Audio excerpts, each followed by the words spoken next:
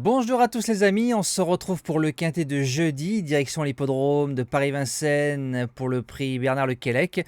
En réunion 1 course 1, départ 13h50, 16 partants, 2007 grande piste, course labellisée européenne qui m'a l'air limpide au papier dans cette épreuve malgré les 16 partants. On revient sur la très belle journée d'hier, donc lundi, on fait un tiercé horde, quarté et quintet des ordres en 7 chevaux pour un gain de 1112 € net.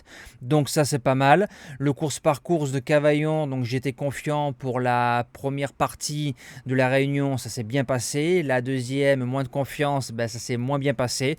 Mais notre cheval du jour s'impose et le repéré numéro 1 s'impose aussi. Donc de ce côté-là, c'est bien. On commence tout de suite le prono de ce quintet-là. Donc base gagnante, je mets le numéro 3, Gold RP, Déféré des 4 et Alex Abrivard. C'est un cheval qui sait tout faire. J'espère ne pas revoir la boucherie du mois d'avril contre Gibus.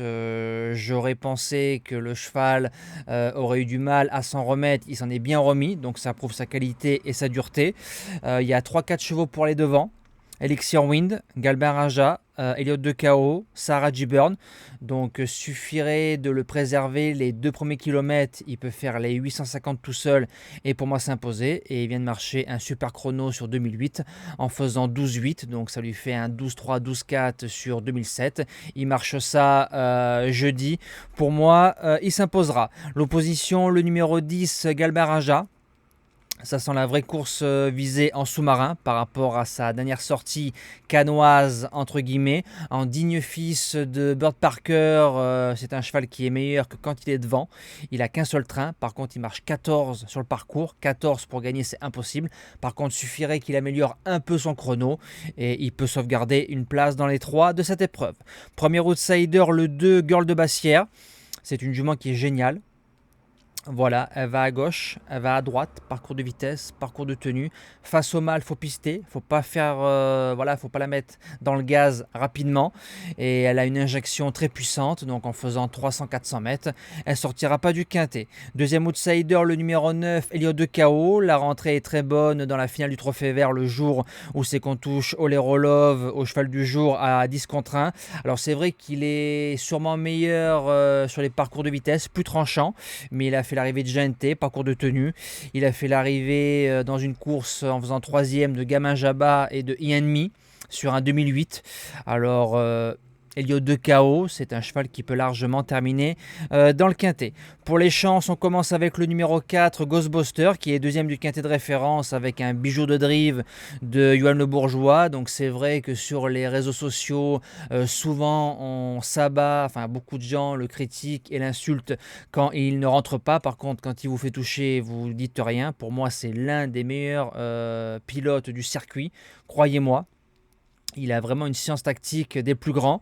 Il a fait donc deuxième entre Gendréen et Galileo Bello. Une excellente ligne. Le lot est plus fort, mais en le préservant de la même façon que la dernière fois. C'est impossible placé dans cette épreuve.